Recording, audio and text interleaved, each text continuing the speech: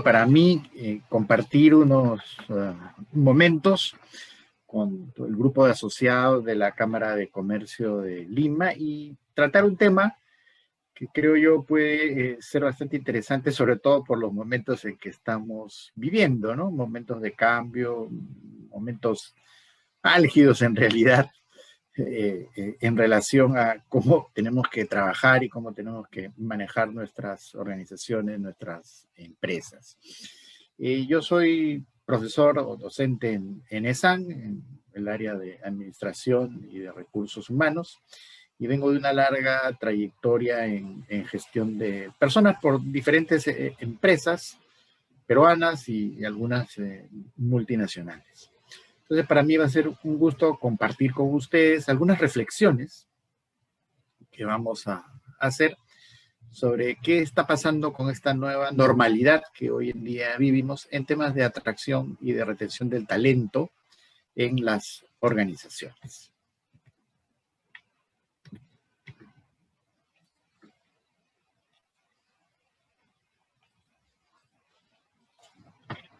Muy bien, vamos a iniciar nuestra charla con una reflexión. Es una muy breve encuesta, como todos sabemos. La realidad la podemos ver con diferentes lentes, ¿no? Y no necesariamente la realidad se ve igual, como acá en estos lentes se ve un bosque un poquito más frondoso en un lado, en el lado izquierdo que en el lado derecho, ¿no? Cada uno tiene obviamente sus propias perspectivas para ver la realidad. Y me gustaría conocer un poquito lo que ustedes piensan. Vamos a continuación a hacer una encuesta. Es una pregunta que dice, como consecuencia de las medidas de contención del COVID-19, su empresa, su trabajo ha cambiado. Opción A, mucho, ha cambiado significativamente desde la pandemia. B, algo o poco desde la pandemia. Y C, nada, todo es igual que antes de la pandemia.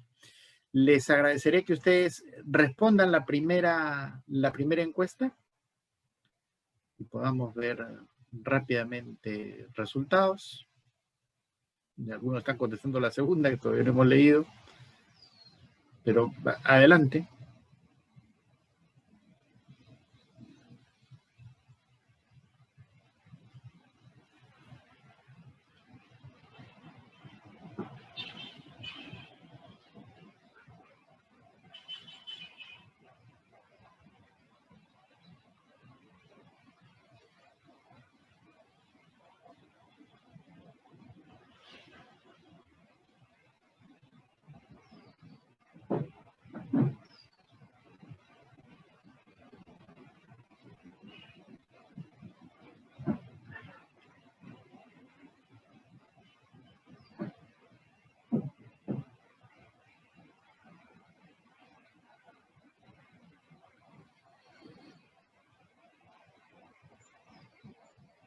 Sí, vamos a dar unos 15 segundos más para terminar ya la encuesta. Creo que faltan muy pocos.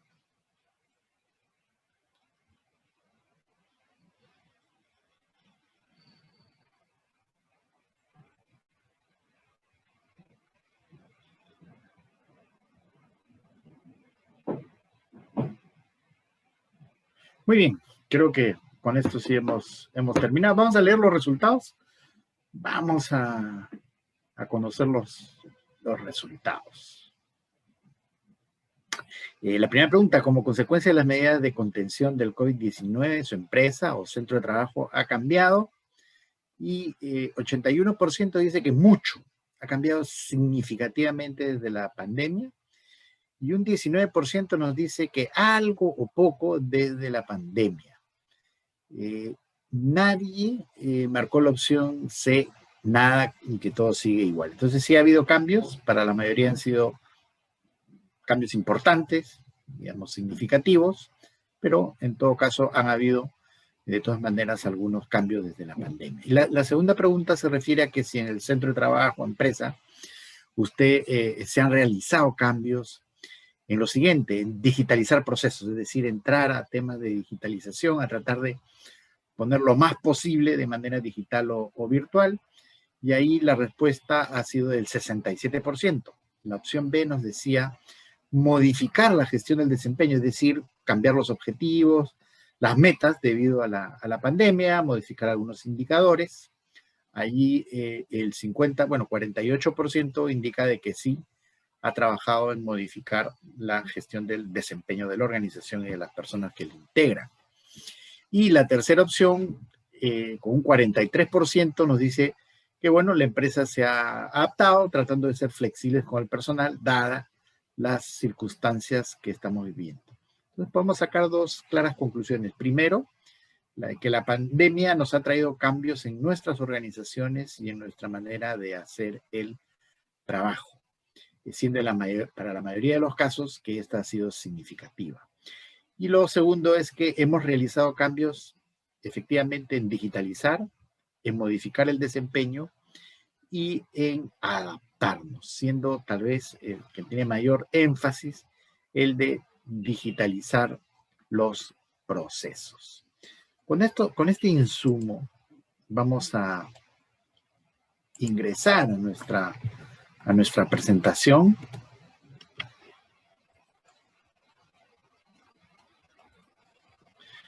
Y vamos a hablar muy brevemente de lo que son los tiempos, el entorno en el cual nos movemos. Seguramente muchos de ustedes han escuchado hablar de las siglas VUCA, que vienen del inglés, y que en castellano significan tiempos en los que hay cambios constantes, pero a la vez que requieren de una adaptación rápida, ágil, de nosotros frente a esos continuos cambios, porque vivimos en un entorno que nos es volátil, nada se mantiene por mucho tiempo, todo va cambiando a gran velocidad, cambios tecnológicos, cambios en las comunicaciones, cambios en políticas, cambios en la economía, etcétera, ¿no?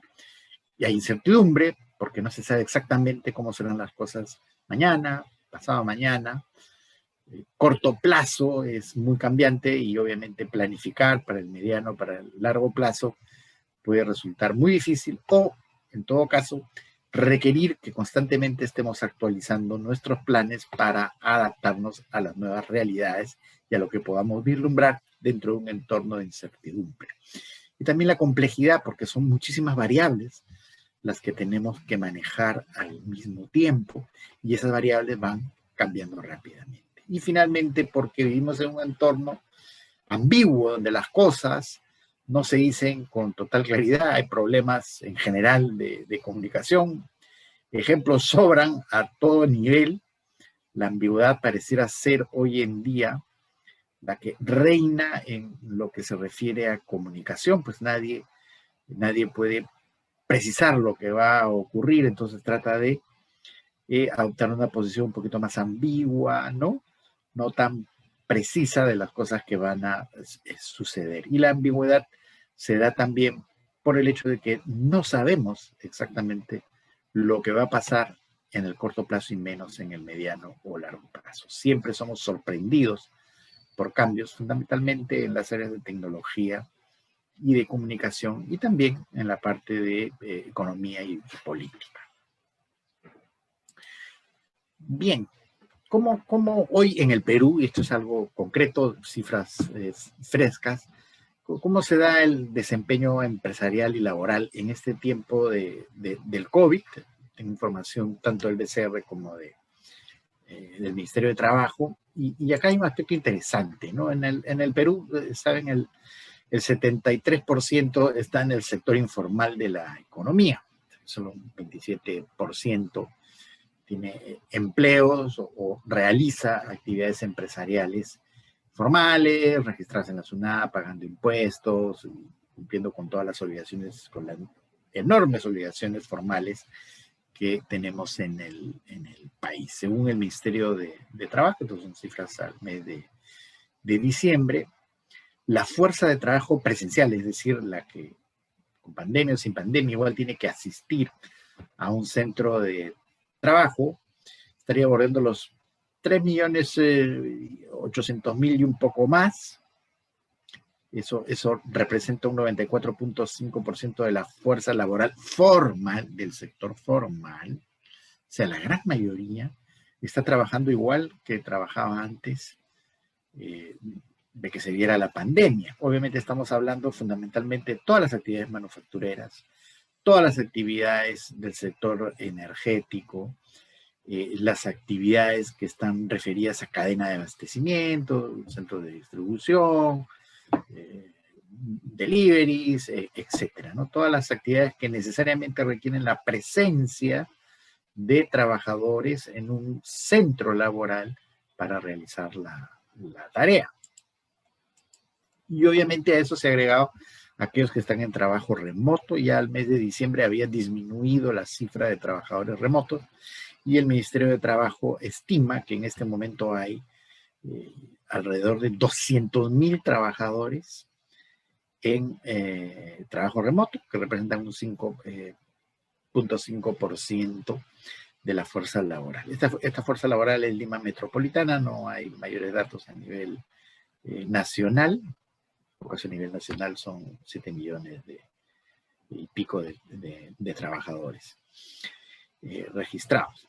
En todo caso, yo el punto que les quiero hacer es, fíjense, el trabajo presencial, el trabajo físico, o sea, físicamente en una organización, en un centro laboral, es muchísimo, muchísimo mayor que la del trabajo remoto. O sea, el impacto del trabajo remoto en el país está referido obviamente a la parte administrativa, de quienes trabajamos en oficinas, de quienes de repente realizan labores de atención al cliente y hoy día lo hacen desde su casa en sectores de servicio y en algunos sectores de carácter comercial, solo representan el 5.5% de la fuerza laboral formal.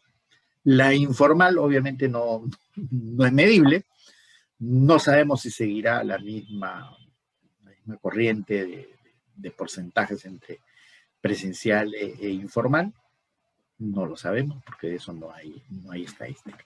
Pero es así como se logra el desempeño de una organización y de las personas. Una parte está en el sector presencial, la gran mayoría, y una parte más pequeña en el trabajo remoto. Entonces quisiera con este cuadro situar realmente el impacto del trabajo remoto, también llamado teletrabajo, en el Perú, en Lima, que es la capital del país, para poner las cosas en sus verdaderas dimensiones de cómo está cambiando la atracción y la gestión del talento, la retención del talento en nuestras organizaciones.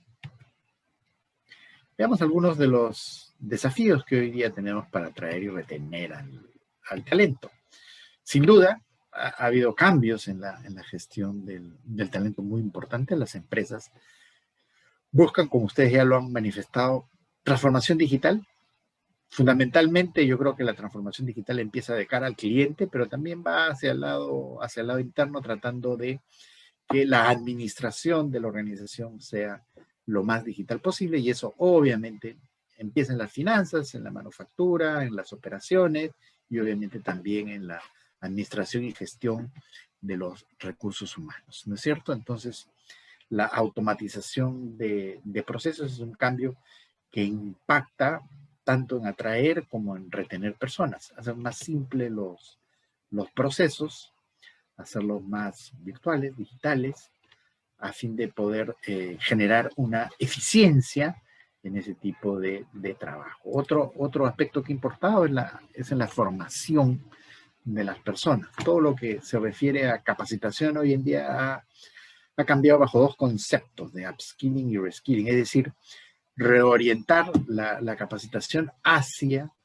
know-how digital, hacia un conocimiento y desarrollo más en el uso de aplicaciones de computadora, tanto en los niveles administrativos de oficina como en los niveles de manufactura y de operaciones, y elevar, ¿no? Que es el upskilling, elevar la parte de entrenamiento y capacitación de nuestro personal para poder estar a la altura de los nuevos retos que se están presentando hoy en día. Otro de los aspectos que ha cambiado y que es un verdadero desafío es cómo es la experiencia de empleado. La experiencia de empleado es cómo un trabajador vive el día a día, ¿no es cierto?, como parte de una organización. desde que ingresa hasta que sale.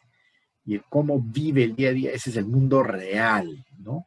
Qué tantas facilidades tiene el trabajador para poder hacer su trabajo. Es decir, con qué tecnología cuenta, con qué instrumental cuenta, cómo lo tratan los jefes, cómo es el ambiente de trabajo, cómo es su sitio de trabajo, qué tanta seguridad, higiene, y en este caso protocolos de seguridad tiene en su trabajo. Cómo los trata su jefe, qué tanto compañerismo hay con relación a los demás trabajadores, qué tan bueno, agradable puede ser el ambiente de trabajo del día a día, cuáles son las condiciones físicas, es decir, todo lo que rodea la experiencia de trabajo, es decir, cómo yo realizo mi trabajo, cómo vivo mi día a día de trabajo, constituye la experiencia empleado. Y eso hoy en día tiene el gran desafío de que necesitamos escuchar activamente a los empleados para poder resolver los problemas que traban cualquier eficiencia que se pueda dar a nivel del desarrollo de las tareas, de las obligaciones que tengan nuestros empleados. Otro desafío importante es el de las compensaciones.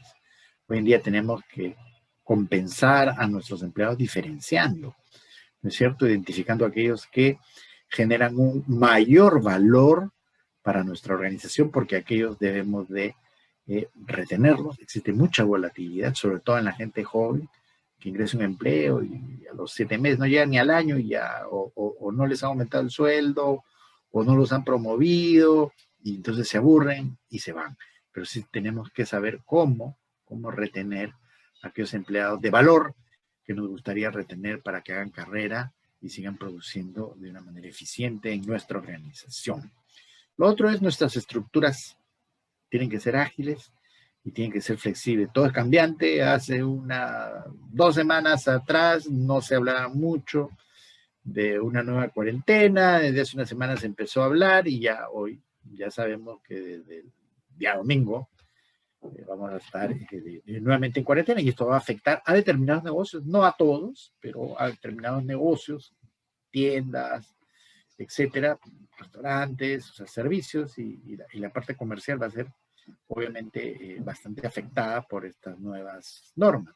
Y nuestra estructura, lo que nosotros tenemos en la organización, necesitamos hacer cambios, hacer ajustes, responder de una manera rápida, porque si no los costos no van a comer cuando nuestros ingresos disminuyen y tenemos que tener estructuras cada vez más planas para responder más rápidamente frente a las demandas de nuestros clientes y a los problemas que puedan surgir.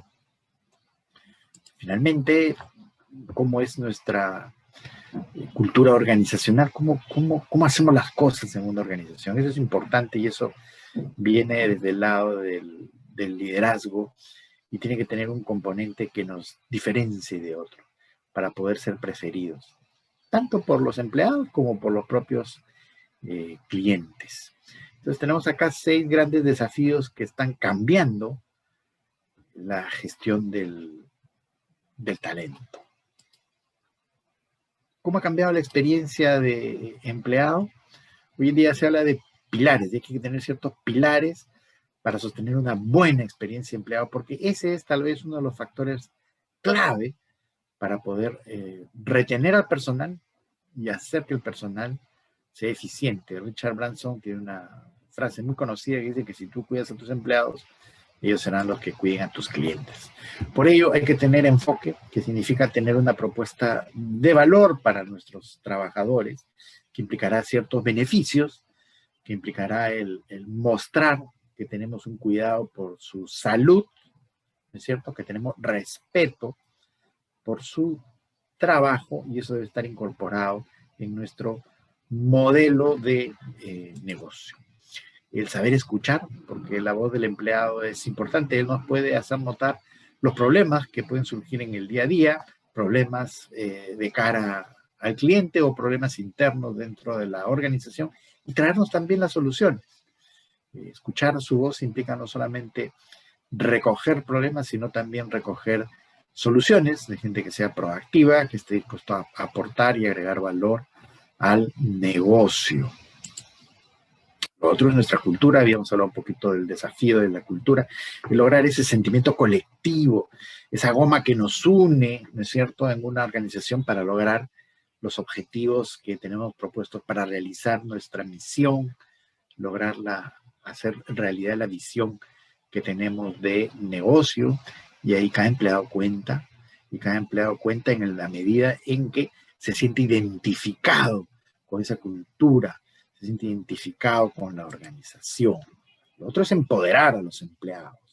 Ya no hay más los que tienen solo como líderes, como jefes, la solución a todos los problemas. Al contrario, hay que hacerlos participar, hacerlos poder escucharlos, hacer que se sientan responsables, empoderados de las tareas que tienen a su cargo. Y el accountability se refiere a eso, ¿no? El poder responder hábilmente con resultados sobre aquello que me han dado el poder para yo ejercerlo, ¿no es cierto? Me han encomendado una tarea y yo debo responder frente a esa tarea, dar cuenta de los resultados de esa tarea. Y finalmente el reconocimiento. El reconocimiento no tiene costo, el reconocimiento es más moral que monetario. Puede obviamente haber un reconocimiento monetario, pero el moral tiene un peso importantísimo. Y es felicitar y agradecer a las personas cuando logran los objetivos que se les han puesto, cuando alcanzan las metas que deben alcanzar o las sobrepasan en el día a día de trabajo, ¿no es cierto? Entonces, reconocer los logros de nuestros empleados es fundamental. Eso fortalece la cultura. Es parte también de, como seres humanos, de lo que es el agradecimiento, el sentirnos agradecidos por lo que está haciendo una persona, más allá, independientemente de que lo tiene que hacer por el pago, por el puesto o la responsabilidad que tiene, sino porque es destacar que nos sentimos agradecidos con esa labor y que vemos que esa labor ha sido exitosa, alcanzando la meta, los objetivos o sobrepasándolas, y por ello los felicitamos y agradecemos. ¿Qué deberíamos de cambiar en la gestión de personas frente a estos desafíos, frente a este nuevo entorno? Obviamente el entorno cambia, pero nosotros tenemos que adaptarnos y por ende tenemos que hacer algunos cambios significativos en cómo estamos gestionando a nuestro equipo de trabajo, cómo estamos gestionando a las personas en una organización. Ya hicimos la segunda encuesta y como vemos siempre hay miradas diferentes, pero tenemos ahí un panorama delante y hay 10 grandes tendencias de lo que yo les quiero comentar. La primera, y que está referida fundamentalmente a cómo atraemos al talento, hoy en día ha cambiado, obviamente, por el hecho de que tenemos tecnologías disponibles, hacemos entrevistas virtuales, tenemos tests online, en fin, tenemos una batería, ¿no es cierto?, para poder seleccionar personas para nuestra organización que están basadas en plataformas tecnológicas.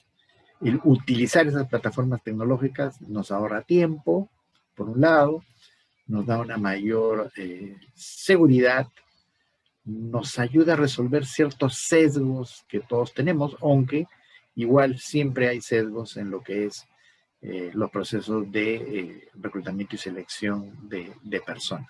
Pero sobre todo pueden hacernos que este proceso de adquisición de talentos sea más rápido, más ágil, ¿no? Y también más conectado, ¿no?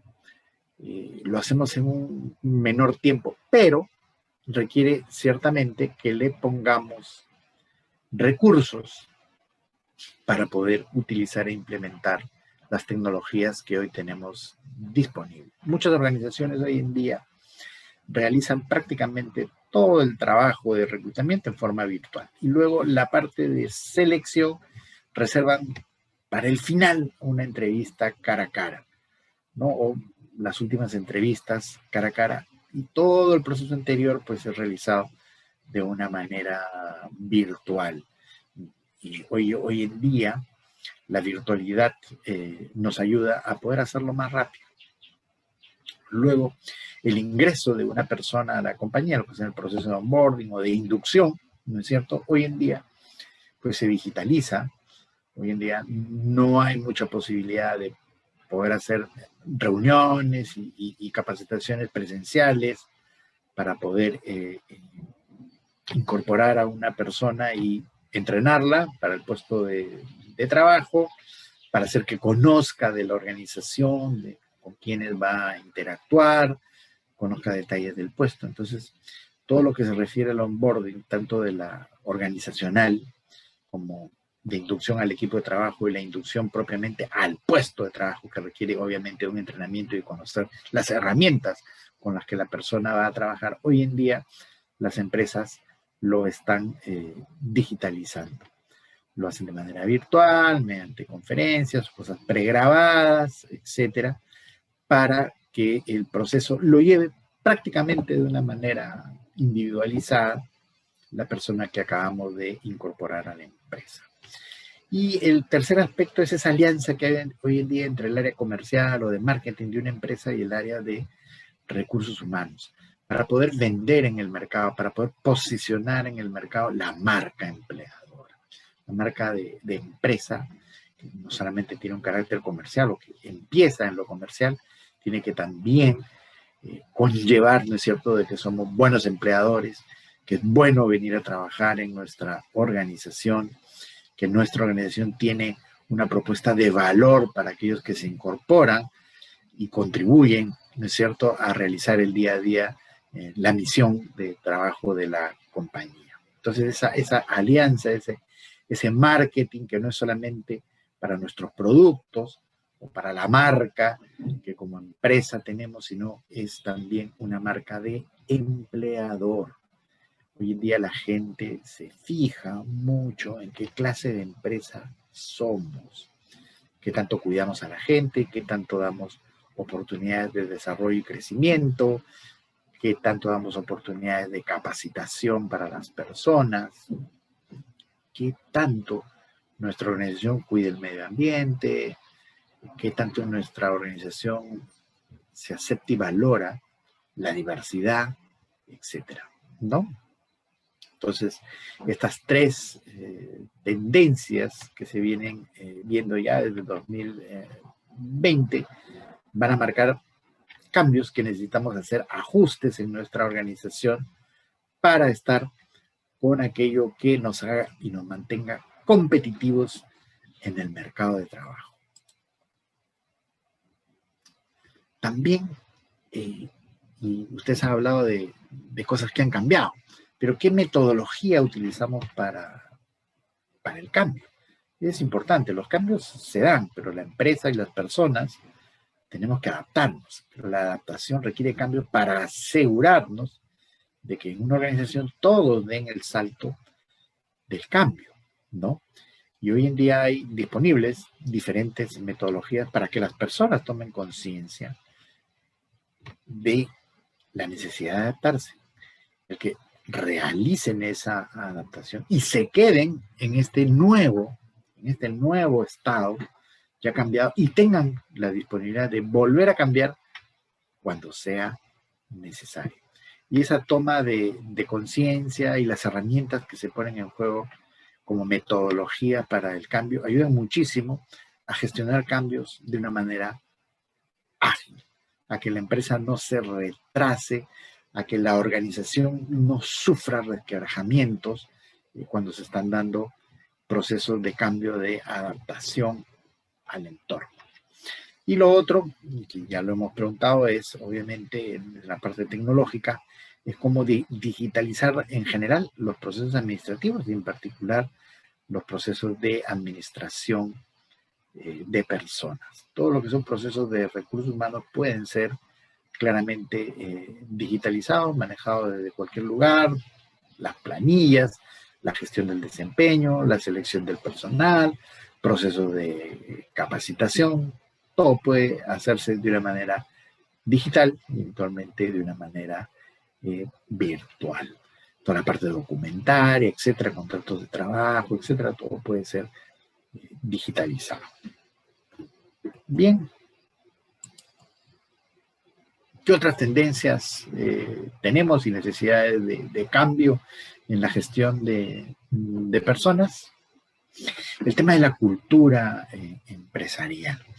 Una de las razones por las que las personas dejamos una organización, además de dejar al jefe, si es que hay problemas con el estilo de liderazgo del jefe, es porque no vemos oportunidades de crecimiento, no vemos oportunidades de carrera dentro de la organización.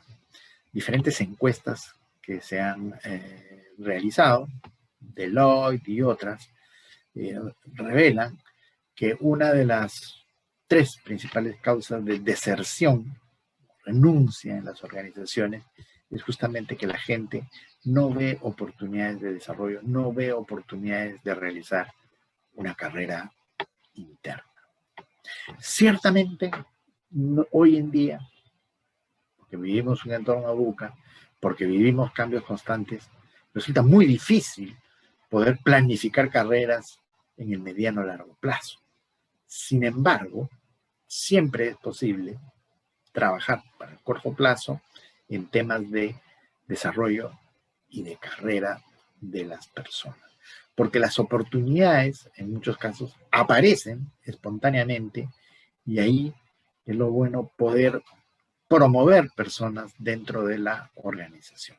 O de otro lado, planificar que las personas tengan movimientos dentro de nuestra organización, movimientos que no necesariamente van a ser ascendentes, que no necesariamente van a implicar un mayor costo en salarios, sino movimientos que pueden ser laterales, movimientos que hagan que la persona pueda conocer de otras funciones, conocer de otras tareas, enriquecer también los puestos de trabajo de la manera tal que la persona, el empleado, pueda ampliar su visión sobre el negocio, conocer diferentes temas dentro de la organización, y esto representa un crecimiento, esto representa una satisfacción porque nuestra experiencia se enriquece cuando pasamos por diferentes puestos, ¿no? Que nos preparan, sin duda alguna, para que mañana más tarde, cuando haya la oportunidad de asumir mayores responsabilidades, podamos nosotros estar mejor preparados para ellas, ¿no? Entonces, el tener dentro de nuestra cultura organizacional el tema de la carrera interna, el tema de que se puede progresar y avanzar en nuestras carreras es fundamental. Sobre todo cuando tenemos mucha gente joven o que está hacia la mitad de sus carreras profesionales. Pero fundamentalmente la gente joven quiere carrera, quiere desarrollo, quiere oportunidades de avanzar. Y esas oportunidades de avance tienen que estar sostenidas, ¿no es cierto?, en pasar por diferentes experiencias dentro de una misma compañía, pasar por diferentes áreas, por diferentes puestos de trabajo, porque se enriquezca nuestro puesto de trabajo, que se haga pues más interesante el día a día de trabajo. Y sintamos que estamos aprendiendo.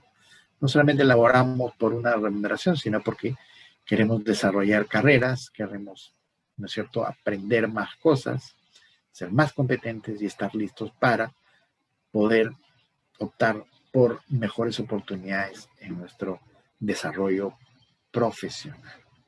Otro aspecto muy importante que está cambiando, y esto ya viene y con fuerza desde hace algunos años, es la promoción de la diversidad. Yo diría más que promoción es valoración de la diversidad. Hoy en día tener una fuerza de trabajo diversa resulta sumamente valioso. Si todos son, como dicen, gente como uno, iguales, pensamos lo mismo y ya no podemos, perdemos creatividad, perdemos innovación o perdemos el poder ver las cosas desde una perspectiva diferente. Y ejemplos los hay muchos. Si nosotros tenemos una organización en que todas las personas más o menos son muy parejas, muy homogéneas, en términos de estudios universitarios, de nivel socioeconómico, cultura, intereses, ¿no? Entonces estamos repitiendo en lo mismo. En cambio, cuando son diversos, cuando tienen diferentes niveles socioeconómicos, vienen de diferentes carreras o formaciones, de diferentes lugares, ¿no es cierto? Diferentes edades, diferente género, etcétera. Tenemos una riqueza ahí para tener muchos puntos de vista sobre los problemas y los desafíos que pueda tener cualquier organización. La diversidad nos enriquece. Y en un país como el Perú, en el cual hay que reconocer que la diversidad es tal vez la más importante riqueza que tenemos, porque somos un país totalmente diverso, en todos los aspectos, ¿no? Diversos en idioma, diversos, o sea, serán varios idiomas, quechua, aymara, español, dialectos en la selva, somos diversos en razas, somos diversos en orientación o opciones sexuales, somos diversos en la comida, somos diversos en costumbres regionales, etcétera. Entonces la diversidad es parte de nuestra cultura y es parte de nuestra riqueza. Nos hace diferentes a otras realidades y a otros países. Aprovechemos esa diversidad para tener diferentes puntos de vista y con ello enriquecer nuestro negocio y conocer y entrar a diferentes nichos de mercado que tal vez no lo vemos porque tenemos ya unos anteojos puestos y vemos la realidad de una manera. Y si sabemos escuchar a nuestra gente y nuestra gente diversa, podremos ver nichos ahí donde antes no los veíamos.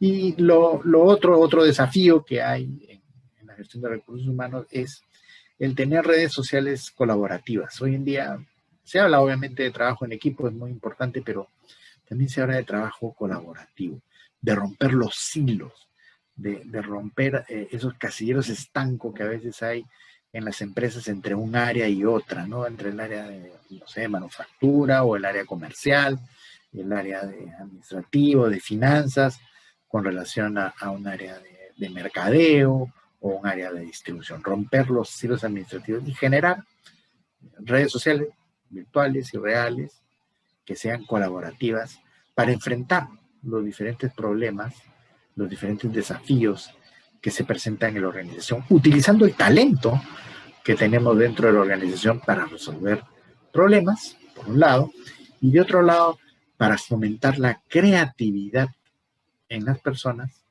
y buscar soluciones, nuevos productos, nuevas formas de hacer las cosas y así innovar nuestros procesos. Por un lado, hacer mejora continua y por otro lado, hacer verdaderas innovaciones de hacer algo diferente a lo que veníamos haciendo. Ambas obviamente son válidas y agregan valor, mejora continua como cambios disruptivos. Muy bien, entonces acá tenemos tres aspectos también importantes a tomar en cuenta. La parte de carrera interna, el valorar la diversidad y trabajar en redes sociales colaborativas al interior de nuestra organización. Luego, tenemos acá dos aspectos fundamentalmente para las organizaciones que hoy en día están trabajando parte de manera presencial y parte de manera virtual. Y acá hay un gran desafío, sobre todo a nivel de empleados administrativos, es cómo garantizamos que va a haber una desconexión digital. Ayer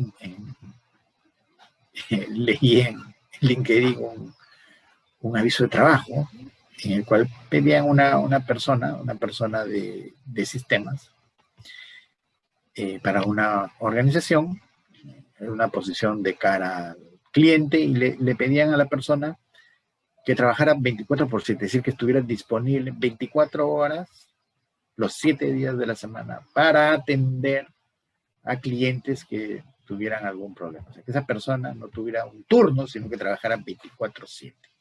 Y también le pedían que tuviera disponibilidad de viajar, ¿no es cierto?, cualquier día a atender al cliente si fuera necesario, tener que ir ya directamente al cliente y no poderlo atender por teléfono o de una manera virtual.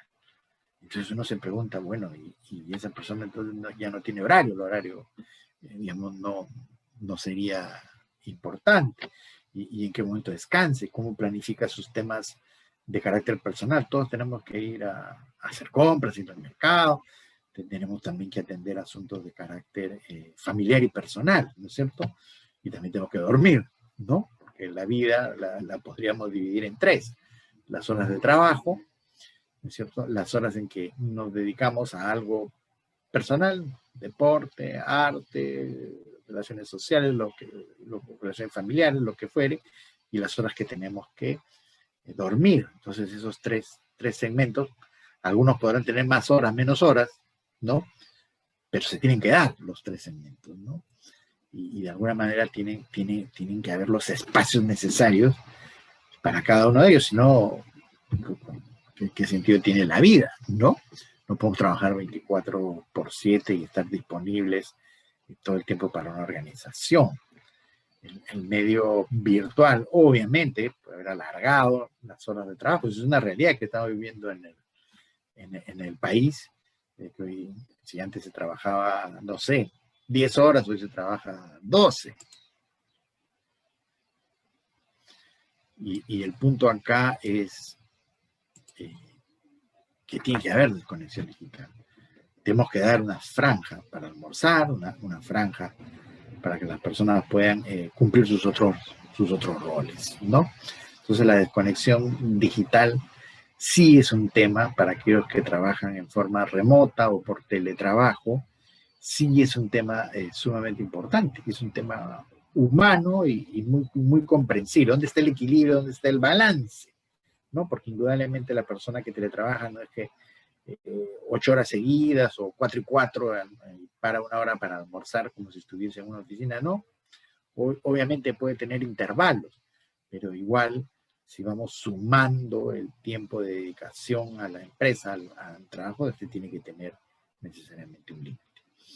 Y de otro lado es los modelos de trabajo híbridos, trabajar desde casa, trabajar en centro de trabajo, oficina, lo que fuere. Hay muchos modelos híbridos, ¿no? Algunas organizaciones, por ejemplo, es el caso de bancos, que una semana en casa, una semana vas a la oficina, porque no se quiere perder la conexión, ¿no es cierto?, con nuestros empleados. Es parte de la cultura de la organización, porque también los líderes necesitan estar en contacto con sus equipos de trabajo. Otras organizaciones, por ejemplo, han decidido, ok, trabaja desde casa, pero una vez a la semana tienes que asistir a la empresa y pasarte un día o medio día en la organización para reuniones que se programen. Y otras, simplemente, en principio trabajas desde tu casa, pero si es necesario, tienes que venir a la oficina y asistir a reuniones o a alguna actividad que se quiera realizar. Obviamente todo bajo los protocolos sanitarios del caso. Y hay muchos ejemplos también de empresas que estuvieron teletrabajando en su momento y luego han hecho que su personal regrese a la oficina. ¿Por qué? Porque se sienten más cómodos teniendo cerca a la gente, porque sienten que con ello hay control. Y de eso vamos a hablar un poquito más adelante. Y ese es un tema, ¿no? Que los modelos de trabajo híbridos, es decir, parte presencial, parte virtual, requieren que esto del control, de ver la asistencia, de que el jefe o el líder sepa lo que están haciendo, etcétera, ya es un paradigma que ya fue, ¿no? Porque realmente a la gente hay que evaluarla por sus resultados, ¿no? Por lo que produce, por lo que entrega, más que por estar ahí, por el presencialismo, digamos, ¿no? El presentismo de estar ahí sentado, pero no necesariamente está produciendo, no necesariamente está siendo eficiente en su trabajo. Finalmente, hay trabajos, sí, que se trabaja sobre la base de horas de trabajo, pero hay otros, muchísimos trabajos, que en realidad lo que cuenta es el resultado, es lo que se entrega. Lo que uno le entrega a la compañía como tal es lo que vale, no el tiempo que uno le ha dedicado. Y si una tarea la puedes hacer en 1 hora o la puedes hacer en 30 minutos, es igual, lo importante es el resultado de la tarea, de lo que tú entregas. Obviamente, debemos ser conscientes que hay trabajos que son por hora. Si yo tengo que atender en un teléfono a los clientes que llaman, ok, tengo que tener un horario, ¿no? Y trabajaré pues de 8 de la mañana a 5 de la tarde y listo, ¿no? Y luego otra persona en otro horario, ¿no es cierto? Porque yo dependo de la llamada de entrada. Pero si yo tengo que hacer un análisis, tengo que hacer reportes, pues es indiferente el tiempo. Seré más rápido, menos rápido, dependerá de la complejidad del reporte, de la cantidad de información que recibo para poder entregar el resultado que yo deba de dar. Entonces, para resumir esta parte de cambios, pues tenemos 10 grandes cambios. Todo lo que es tecnología para adquirir talento, inteligencia artificial, los chats, entrevistas virtuales, hoy en día hay hasta entrevistas por robots, la parte de la inducción digital, inducción a la cultura de la organización, inducción al equipo de trabajo, como inducción hacia el puesto y las tareas y responsabilidades de trabajo que nos toca, el tener una clara metodología para el cambio, el poder escuchar a las personas, el informarles claramente lo que está cambiando, cómo está cambiando, ver las reacciones, ¿no es cierto? Y ayudar a las personas, apoyar a que se concrete, se sustancialice y se asiente el cambio que queremos. Digitalizar procesos administrativos, ¿no es cierto?, para ganar tiempo, para agilizar la compañía, y entre ellos obviamente los procesos de gestión de personas. Tener una alianza entre el área comercial o de marketing con recursos humanos para fortalecer y desplegar, ¿no es cierto?, nuestra marca, no solo comercial, sino como empleadores, como buenos empleadores, como una empresa que da oportunidades de desarrollo y de carrera a sus empleados. El tener una cultura organizacional que fomente el desarrollo de carrera interna, que abra oportunidades a la gente para avanzar en sus carreras profesionales. Promover, aprovechar y valorar la diversidad cultural, la diversidad de niveles socioeconómicos, la diversidad en general, de género, de orientación sexual, etcétera, en las organizaciones. El contar con redes sociales colaborativas internas, romper todos los silos que hay en una organización entre las diferentes funciones o áreas. Y en el caso de trabajo virtual, pues garantizar que hay desconexión digital, hay horarios para descansar, horarios para trabajar, ¿no? Y el mantener un modelo de trabajo híbrido implicará reglas claras sobre cómo funcionará ese trabajo híbrido para mantener la conexión con las personas, haciendo que entreguen los resultados esperados y más. Muy bien. Entonces, cuando las empresas realizan transformaciones digitales, estas conllevan transformaciones culturales, pero también conlleva un cambio en los estilos de liderazgo. Es decir, que la transformación digital no funciona correctamente si es que no tiene como una moneda pegado la parte de cultura y el estilo de liderazgo. Porque eso, si los cambios se dan en los 3 niveles, hará sostenible a la organización, a esa transformación será sostenible en el tiempo. Entonces, analicemos un poquito esta parte, porque realmente han cambiado varios paradigmas en el mundo empresarial y laboral. Y vamos a hablar de estos paradigmas. El primero de ellos es que debemos ver en un trabajador, en un empleado, pero más allá de las habilidades, es decir, de sus conocimientos, de su experiencia, lo que tenemos que ver, además de eso, obviamente, es sus actitudes. Y esa actitud de logro, de hacer que las cosas sucedan más allá de las circunstancias que se puedan estar viviendo. Esas ganas de hacer que las cosas sucedan, de entregar resultados, de ir más allá de lo que puede ser la descripción de mi puesto de trabajo. Es decir, estar verdaderamente comprometido con la organización, para dar, como dicen, una milla extra o más a la organización. Hoy en día necesitamos gente con actitud. Las habilidades se aprenden, se desarrollan. Las actitudes sí pueden cambiar, pero es un poquito más difícil. Entonces, ese paradigma de que contratamos a una persona que es experta en algo no es suficiente. Tenemos que verlo en manera integral y esas son las competencias, son los modelos de gestión de personas basados en competencias, porque van a incluir todo lo que son conocimientos, todo lo que es experiencia y también las actitudes, la parte actitudinal y la parte aptitudinal de una persona. Entonces, analizar a las personas de una manera más integral para contar con el talento que verdaderamente nos va a llevar un paso adelante, que nos va a llevar a entregar los resultados que queremos y más, requiere mirar en amplitud a las personas más allá de lo que son simples habilidades o experiencia, ¿no? Ir a la parte actitudinal, para eso hay muchísimos test, una buena entrevista también saca a relucir todo ello. Otro paradigma es que hoy en día, en un escenario en el cual hay distanciamiento físico, social, tenemos que crear relaciones de alto valor con nuestros clientes y con nuestros empleados, ¿no?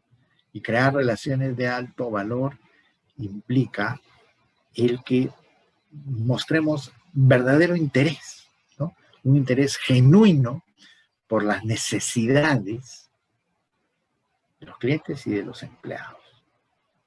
En ser honestos en ello, en atender, en ser conscientes, en saber escuchar, ¿no es cierto?, las necesidades de las personas. Tal vez no podamos satisfacerlas todas, pero el solo hecho de escucharlas, el solo hecho de conocerlas, hará que podamos tomar ciertas medidas para generar una relación que sea de valor, una relación más duradera, una relación más sostenible, una relación que genere compromisos hacia adelante en el tiempo. En un escenario que, como hemos dicho, se marcan distancias, se vuelve más frío, ¿no es cierto?, las relaciones interpersonales. Entonces ahí tenemos que poner un poquito más de énfasis en crear relaciones de valor, relaciones duraderas con clientes y con empleados. Otro aspecto es el que lo había mencionado un poquito antes, es pasar del control a la confianza. Es decir, que un jefe convertirse en líder y como líder lo que debe es esperar de ese equipo resultados y no estar controlando o haciendo micromanagement con su personal. La confianza en la gente resulta fundamental. Obviamente, si hay un quiebre de esa confianza porque tenemos evidencia de que no se están cumpliendo las cosas, no se está yendo de una manera transparente, obviamente los quiebres de confianza, como todos sabemos, tienen consecuencias. Entonces, pasar del control a la confianza implica darle ese espacio de libertad a las personas para que entreguen resultados. Y lo otro es el reconocimiento, hacer brillar a las personas, ser agradecido, darle el crédito por las cosas que hacen, por los logros que tienen, por los resultados que entregan. Confianza y reconocimiento serían dos aspectos claves hoy en día en el liderazgo de personas. Muy bien. Otro cambio en los paradigmas que tenemos es, hoy en día todos tenemos que aprender de una manera continua. Permanentemente tenemos que estar aprendiendo y desaprendiendo, ¿no? Porque las cosas cambian muy rápidamente, aparecen nuevas tecnologías, etc. Y nuestro aprendizaje tiene que agregarnos valor a nosotros como personas, pero también a la organización para la que laboramos. Es decir, que el aprendizaje tiene que traducirse en cosas concretas, diferentes que podemos hacer. Y hoy en día el aprendizaje es en realidad 360 grados. No es solamente asistir a un curso formal, o asistir a una charla, o leer un libro, o seguir un curso en una universidad o a un centro de estudios superiores, hoy en día el aprendizaje cubre todo eso, pero cubre más. Hay un aprendizaje entre pares. Las organizaciones deben fomentar que la gente converse, que explique y cómo resolvió tal problema, tal persona, y que eso pase a ser conocimiento dentro, ¿no? Gestionar el conocimiento dentro de una organización. Entonces, el aprendizaje entre pares y el aprendizaje informal, que se aprende en una organización, en una reunión. En una reunión se puede discutir un problema que ya pasó, ¿no es cierto?, que ya se resolvió y todos aprender, oye, ¿cómo lo resolvieron? ¿Qué hicieron? ¿Cómo manejaron tal proyecto? ¿O cómo lograron tal cosa? Entonces se produce un aprendizaje ya de carácter colectivo. Y eso es gestionar el conocimiento en una organización. Y ese conocimiento tiene que contribuir a la innovación. Tiene que contribuir a hacer las cosas diferentes mañana. Y hacerlas diferentes implica hacerlo más ágil, porque el mercado nos demanda más agilidad, pero también hacerlo de una manera más eficiente. Y más eficiente es más rápido, a menos costo, consumiendo menos recursos. Entonces, agilidad y eficiencia son dos grandes retos que experimentan las empresas, pero también las personas. Y ello se logra con innovación. Y la innovación no proviene de la nada, ¿no es cierto? La innovación proviene primero de tener conocimientos, de tener experiencia y poder encontrar frente a los problemas soluciones nuevas, ¿no es cierto? A través de nuestra creatividad, de poder discutir diferentes alternativas para crear algo nuevo, diferente. Dar paso a ideas que pueden parecer medio locas, que pueden parecer fuera de lugar, pero que si construimos sobre esa idea, podemos asentar algo innovador que nos dé más agilidad y más eficiencia en nuestra organización y que conlleve justamente, ¿no?, a que las personas se desarrollen, a que las personas reciban reconocimiento del crédito por las cosas que van a lograr. Y finalmente, un cambio de paradigma. Hoy en día, más allá del dinero, más allá de la satisfacción del mero crecimiento, hoy en día tenemos que ponerle pasión a lo que hacemos y muchísimo optimismo frente a las dificultades. Optimismo y pasión, energía, es algo que tenemos que inyectar, como se dice, en el día a día a las personas en nuestra organización. Más allá de las dificultades que podamos estar enfrentando, la pasión por lograr algo será la energía que nos mueva hacia ese logro. Y el optimismo es encontrar en cada problema algo que aprendimos, algo que pudimos resolver, una oportunidad dentro de las crisis, una oportunidad, un nicho más donde podamos entrar y generar valor. Entonces, pasión y optimismo resultan hoy en día esenciales en lo que es la gestión de personas para el éxito de una organización.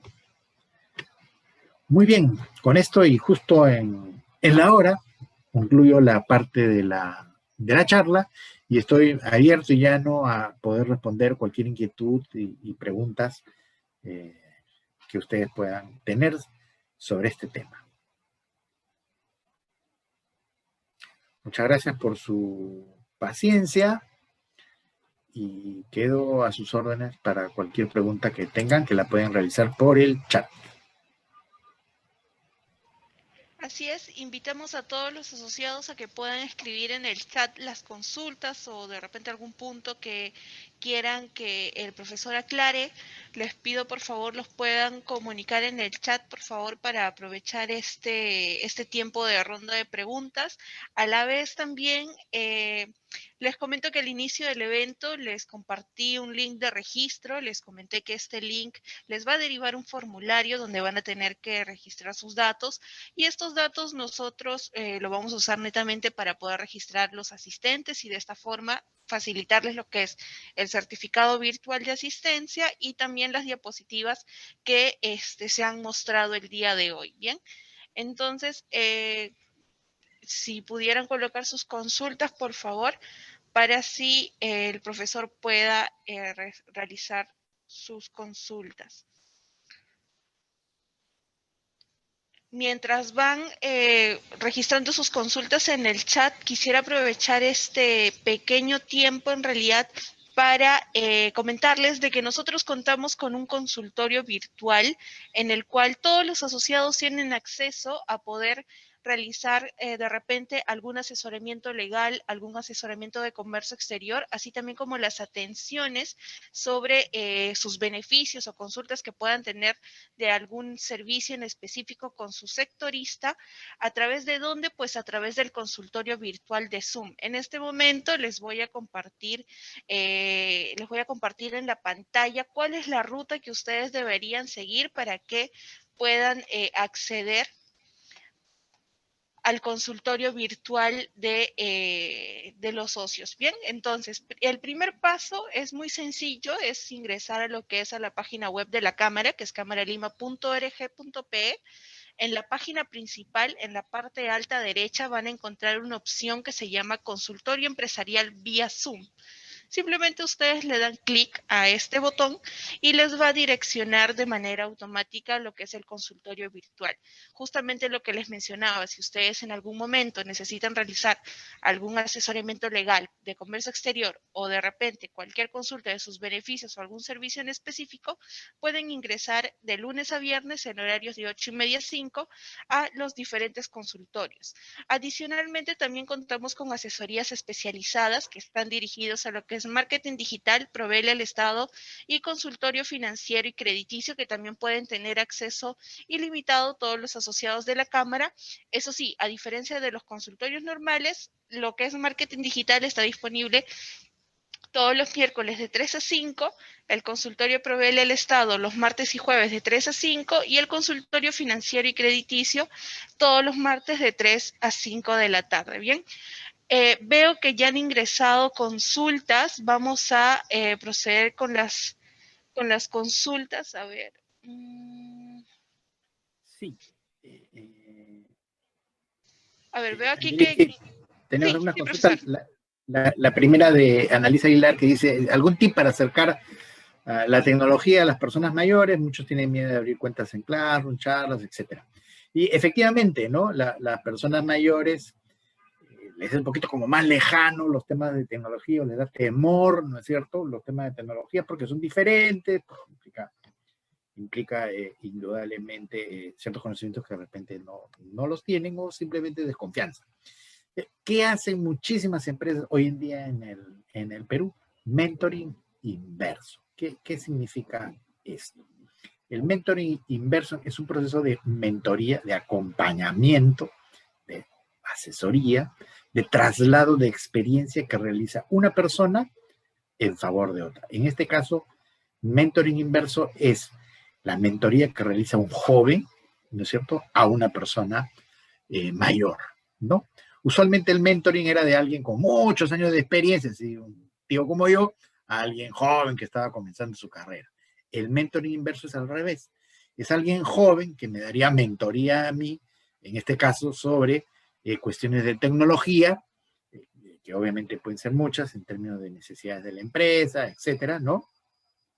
Para que esa persona mayor que no está acostumbrada adquiera en una conversación, en un diálogo y en una interrelación directa con otra persona, ¿no? Con una sola, sin pasar ningún tipo de vergüenza ni nada, pueda aprender del otro, el otro le traslada su experiencia en el manejo de tecnologías, de los programas o lo que fuere, lo va a ayudar a hacer el aprendizaje de una manera cómoda, segura, personal, digamos, personalizada, y va a aprovechar del joven esa experiencia, ese conocimiento de materia de tecnología o de algo que tenga algún programa, etcétera, que tenga la empresa, ¿no? A su vez, el joven se va a sentir halagado de poder ayudar, ¿no es cierto?, a alguien mayor, va a establecer una relación personal con esa persona que seguramente tiene una posición o un cargo de muchos años en la organización, ¿no?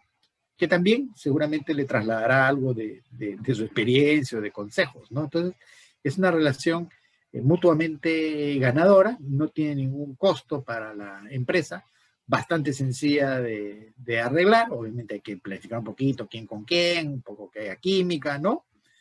Supervisar ese proceso de mentoría, venderlo bien, obviamente, para que tener una estrategia de comunicación a los dos, ¿no? A las personas mayores que van a ser mentorizadas y a los mentores darles una charla, algo para que puedan ayudar y se comprometan, ¿no? A llevar adelante ese proceso. Entonces, la solución que yo te propongo es la del mentoring inverso.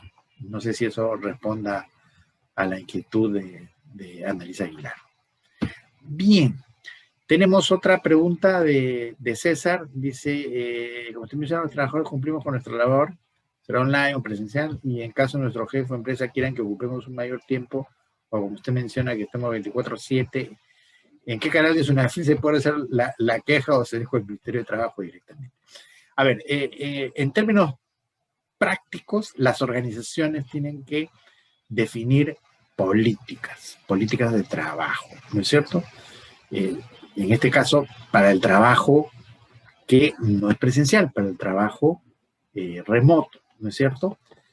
Existe un marco legal, existe una ley de trabajo, de teletrabajo, y existe una norma, un decreto supremo para el trabajo remoto. El trabajo remoto ha suplantado de alguna manera el teletrabajo. Si existiera una transgresión de las normas actualmente vigentes, existe un canal, ese canal lo tiene Sunafil, ingresan a su página web y ahí pueden hacer una denuncia si fuera el caso. ¿Yo qué recomendaría? Recomendaría que primero hablen con su jefe, ¿no? Y le pidan a su jefe, ¿no es cierto?, de una manera cortés y amable, oye, definamos un poquito las reglas de juego del teletrabajo, ¿no? Porque tiene que haber un horario para poder almorzar, tiene que haber un horario para descansar, tiene que haber un horario para desconectarse, y frente a las emergencias o a las situaciones imprevistas que pudieran surgir, tenemos que tener alguna forma de comunicarnos, ¿no es cierto?, para precisar, oye, esto sí es una emergencia, esto hay que atenderlo en el más breve tiempo posible, y a la vez, aquello que no sea pues de esa urgencia, que no tenga necesariamente que resolverse un día domingo, ¿no?, en la tarde, cuando estás descansando, y que puede esperar hasta el día lunes, ¿no? Yo creo que conversando nos podemos entender, salvo, ¿no?, ya el hecho de que no se quiere establecer reglas de juego. Pero yo creo que las organizaciones deben tener a bien establecer reglas de juego.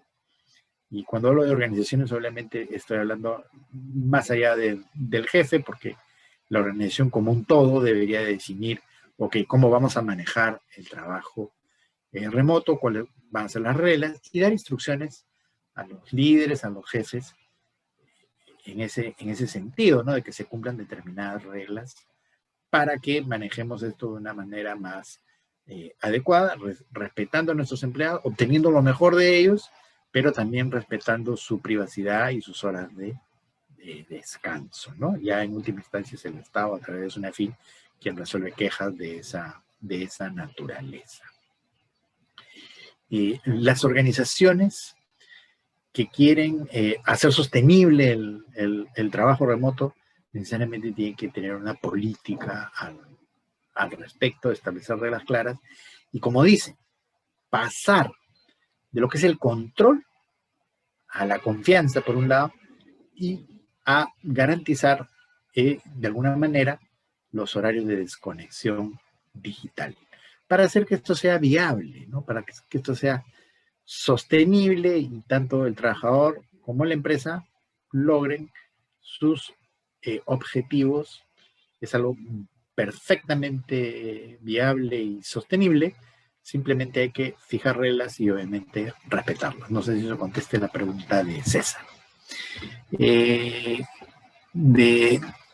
Andrea, de Abad Andrea, en una empresa que se elabora entre familiares, ¿cómo manejar las faltas de los colaboradores sin afectar el vínculo familiar en la posteridad? ¿Es recomendable trabajar con familiares? Muy buena pregunta, interesante. Sí, una empresa familiar es eso, ¿no? Trabajar con la familia, y es perfectamente viable. También hay que fijar reglas de juego, hay que tener una política clara. ¿Por qué? Porque la familia es para siempre. Si uno está en una organización, trabaja con otras personas, esas personas se pueden cambiar de empresa o yo me puedo cambiar de empresa. Pero en este caso, siendo una empresa familiar, hay que establecer reglas de juego para el trabajo, necesariamente, porque si no, vamos a terminarnos peleando. Si son viables las empresas familiares, ejemplos en el Perú hay muchísimo de exitosas empresas familiares. Pero las reglas de juego transparentes, claras, aceptadas por todos, que implican un compromiso de cada uno de los integrantes, esa es la clave. Y ahí sí hay que sentarse a conversar, porque no se trata de que venga alguien de afuera y te diga estas son las reglas. Las reglas, pues tener un facilitador para esas reglas, ¿no? Un tercero que facilite, pero las reglas van a ser el compromiso de cada uno de los integrantes de la familia que laboran en esa organización. ¿A qué se compromete cada uno?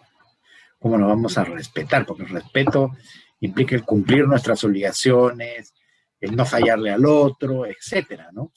Entonces, esas reglas de juego son claves para poder hacer sostenible una organización familiar. Voy a retroceder un poquito.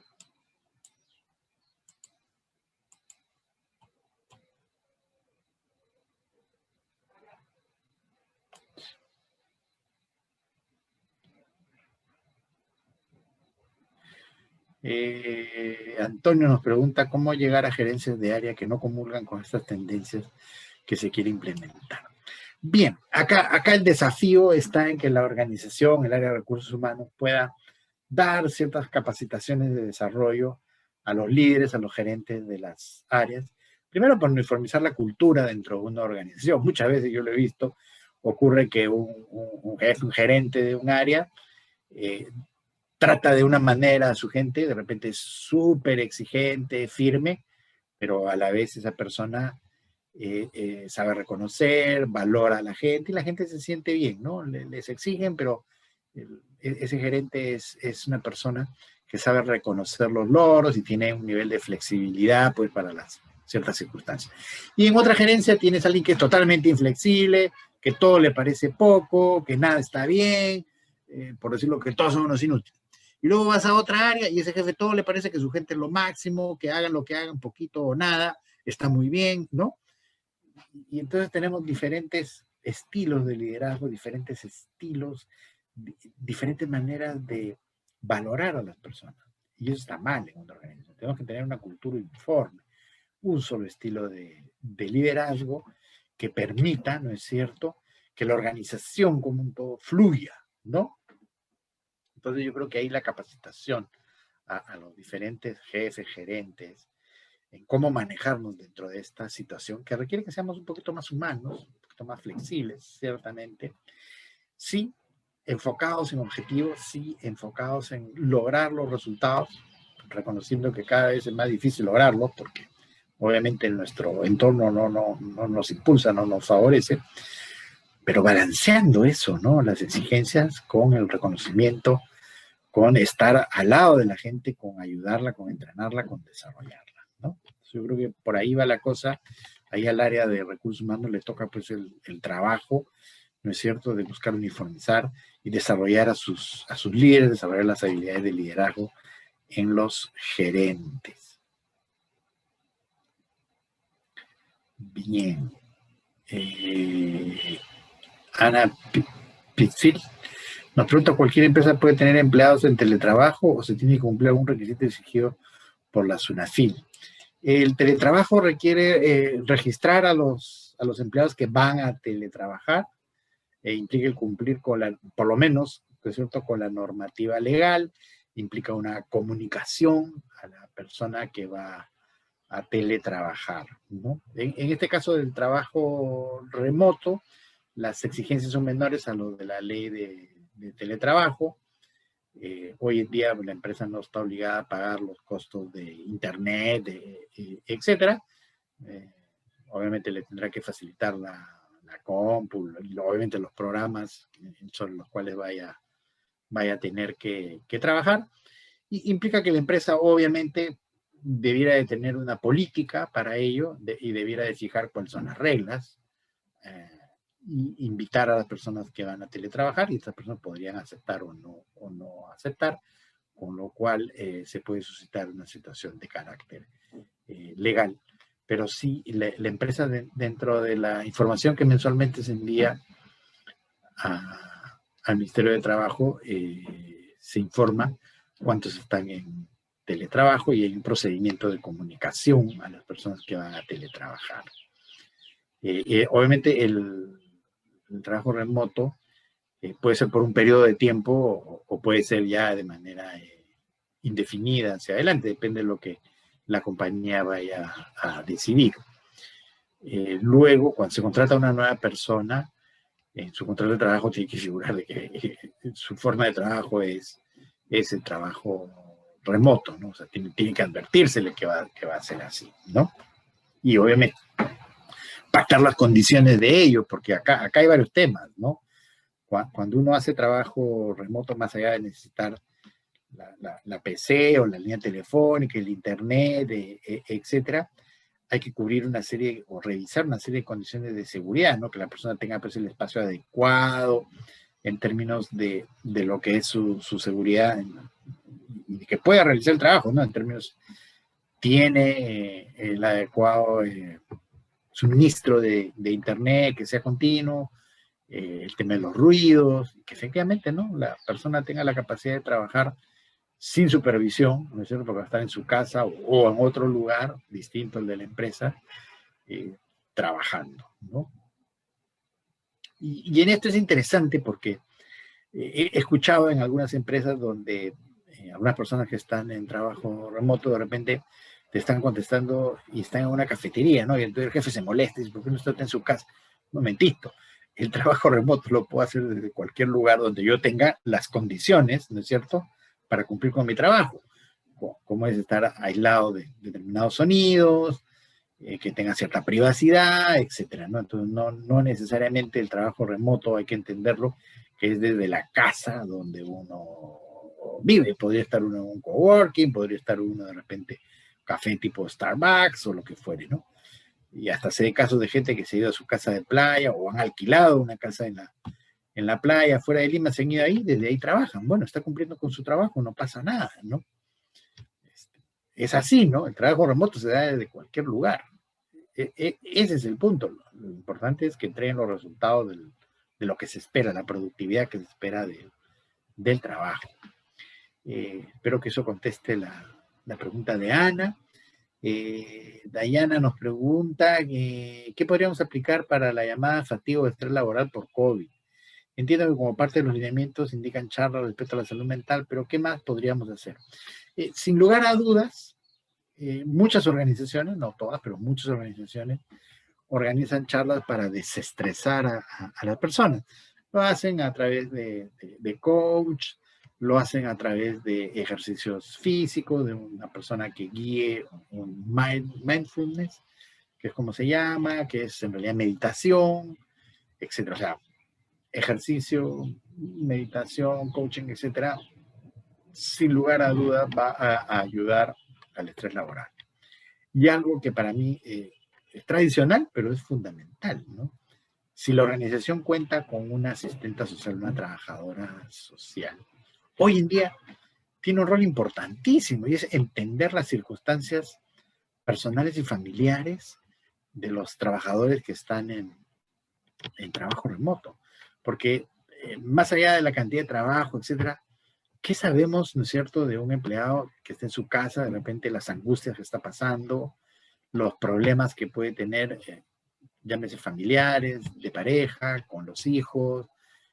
Bueno, ahorita no hay clases escolares, pero imagínense tener que trabajar en la casa, que los hijos estén yendo al colegio, entre comillas, o sea, asistiendo a clases remotas, que de repente la pareja también está teletrabajando en la casa, o sea, no es fácil, es complicado, es estresante, implica reorganizar la vida personal, quién a qué hora sale a comprar, etcétera, ¿no? Muchas cosas han cambiado en ese sentido y parece mentira, han pasado los meses y muchas de esas cosas no han quedado resueltas. O sea, los problemas siguen ahí, no es fácil, se acumulan, genera estrés, tensión Y hoy en día, pues otra vuelta, nos vamos a enfrentar a una situación que no sabemos si durará 2 semanas, un mes, 4 meses, no sabemos. Entonces el estrés laboral está ahí y hay que poner remedios reales para desestresar a las personas. Pero todo comienza con conocer la situación de cada uno de nuestros trabajadores. Y eso implica que el área de trabajo social, de servicio social, tenga ahí un rol fundamental de un lado. De otro lado, pues el rol del jefe, ¿no? El rol del gerente.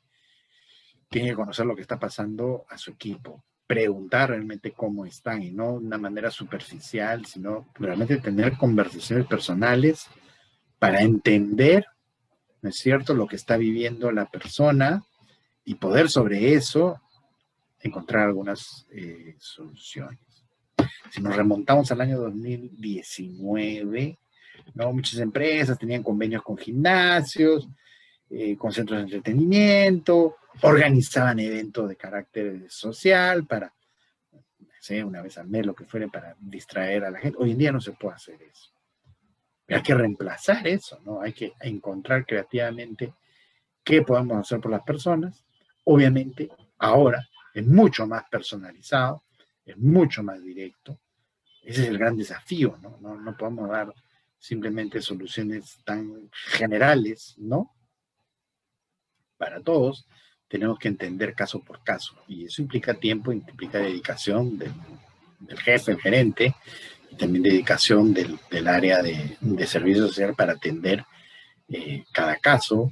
Eso implica tener reuniones, implica saber escuchar a las personas, ¿no? Y franqueza, confianza, para poder contar los casos que cada quien esté viviendo y ver cómo podemos ayudar de una manera efectiva.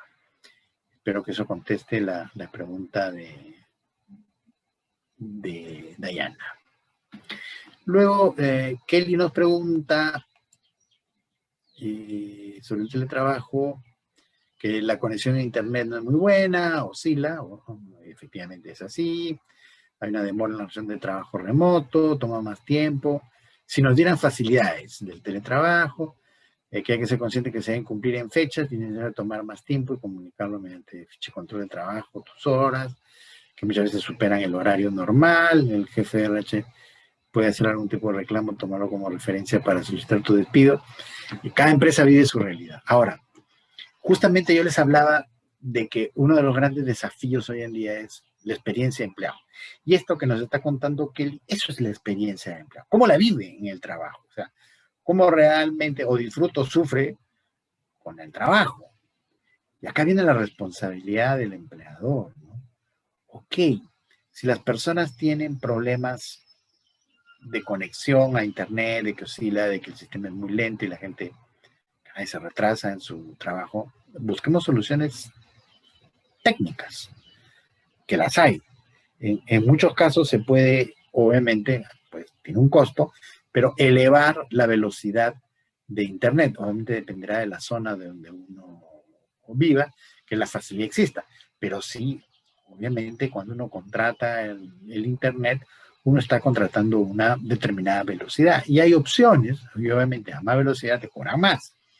Ok, acá es donde puede intervenir la empresa y buscar posibilidades de solución.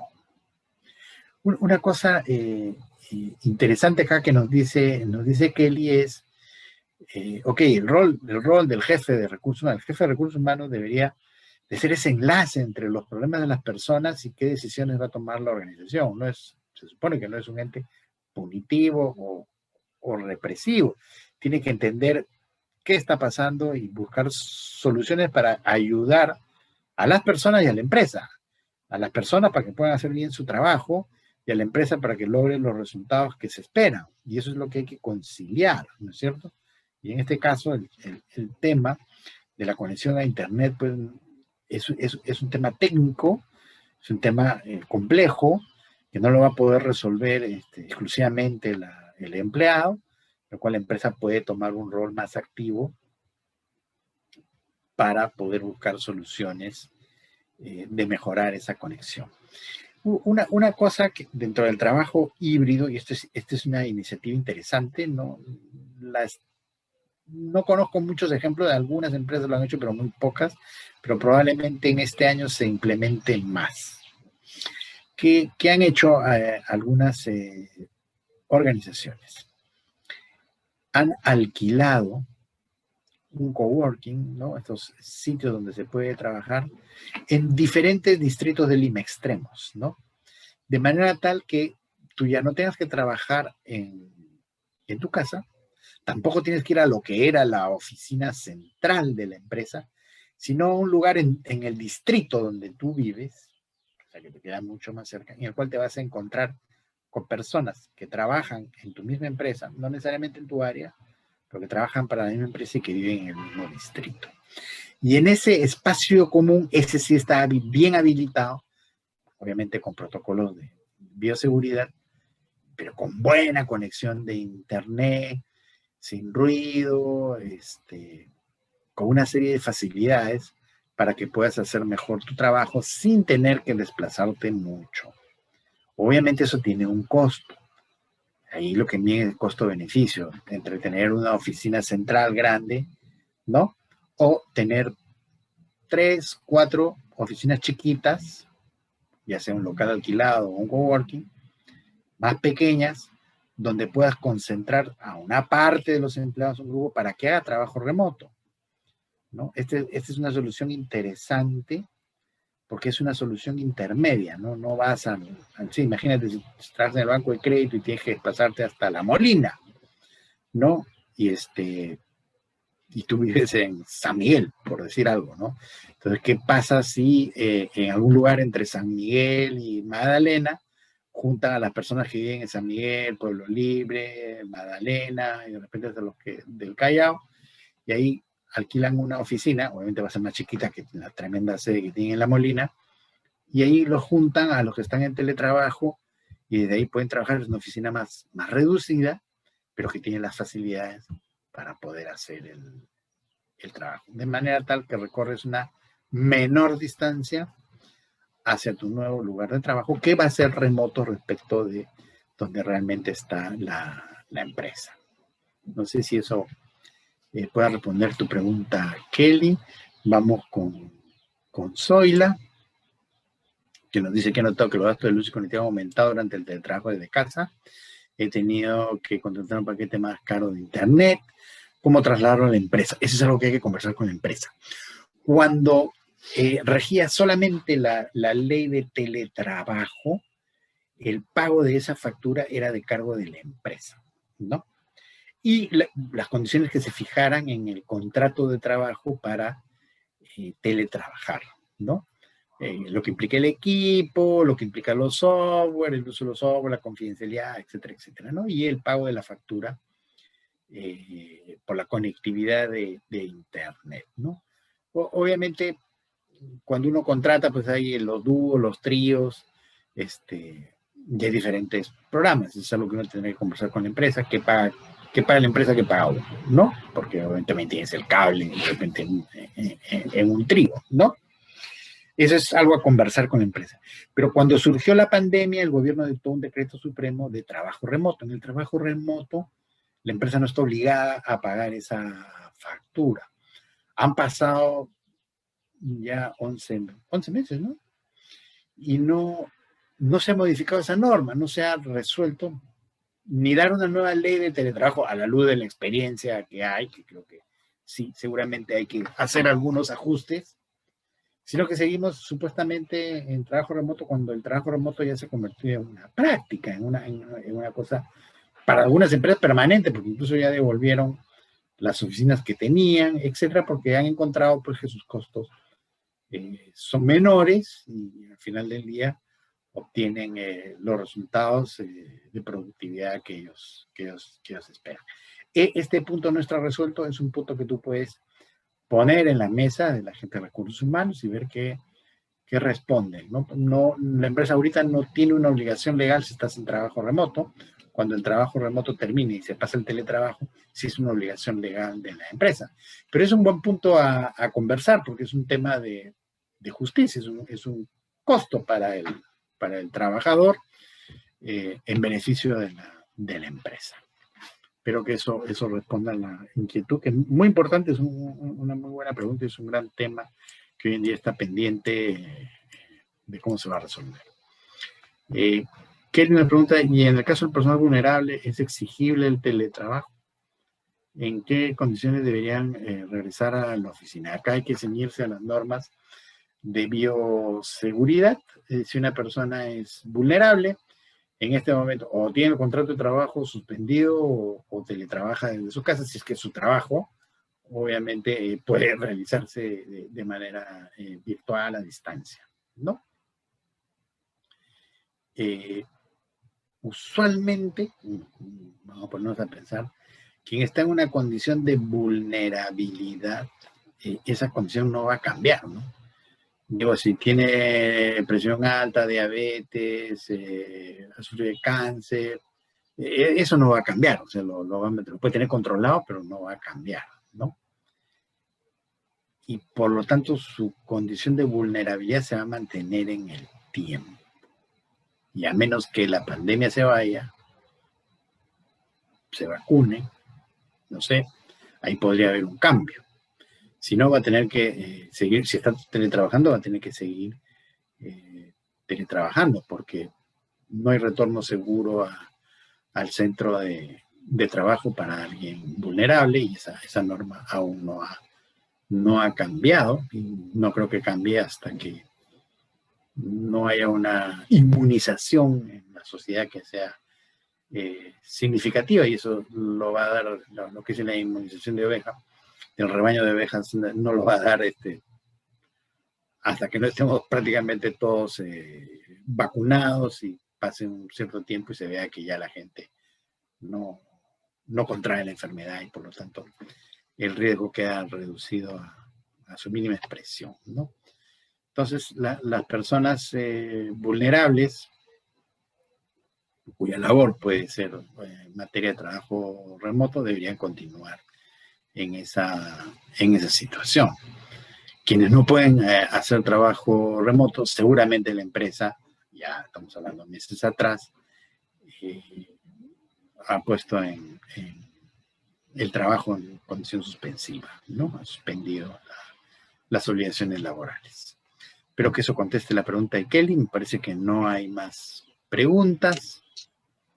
Y pues agradecerles a todos su paciencia, su tiempo, y me siento muy honrado de poder compartir con ustedes estos minutos con la Cámara de Comercio de Lima, y agradecerle a Angelín todo el apoyo de ella y a su equipo. Muchas gracias.